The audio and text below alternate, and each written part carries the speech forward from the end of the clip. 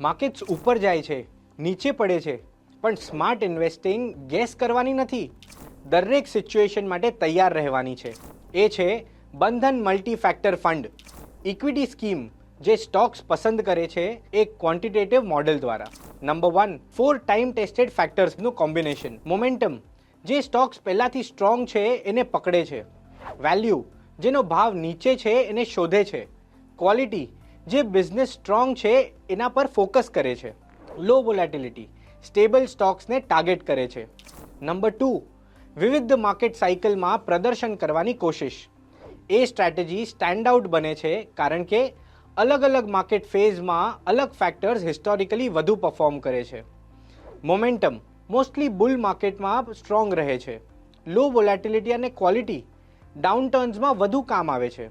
Value, recovery ફેઝમાં out perform કરે છે. Bandhan multi factor fund એક્સપોઝર્સ rotate કરે છે અલગ અલગ ફેક્ટર્સ પર માર્કેટ સાયકલ પ્રમાણે. એટલે એક જ માર્કેટ ફેઝ માટે નહીં, દરેક માર્કેટ સિચ્યુએશન માટે potentially better returns. Number 3, monthly rebalancing, updated portfolio. ફંડનો મોડેલ દરેક મહિને સ્ટોક્સ અસેસ કરે છે જેથી પોર્ટફોલિયો માર્કેટ સાથે અલાઇન્ડ રહે. Number 4, strong back tested results.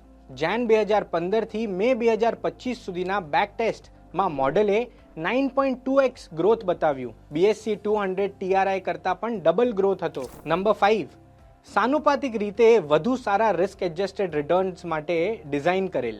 અલગ અલગ ફેક્ટર્સ બ્લેન્ડ કરી અને ઓવર કોન્સન્ટ્રેશન ટાળી એ સ્ટ્રેટેજી લોંગ ટર્મમાં બેટર રિટર્ન્સ માટે સજાગ છે અને માર્કેટ સ્વિંગ્સની અસર પણ ઓછી કરે છે. જો તમે ઇન્વેસ્ટિંગ સ્ટાઇલ્સમાં ડાયવર્સિફિકેશન શોધી રહ્યા છો તો બંધન મલ્ટી ફેક્ટર ફંડ પર વિચાર કરી શકો છો.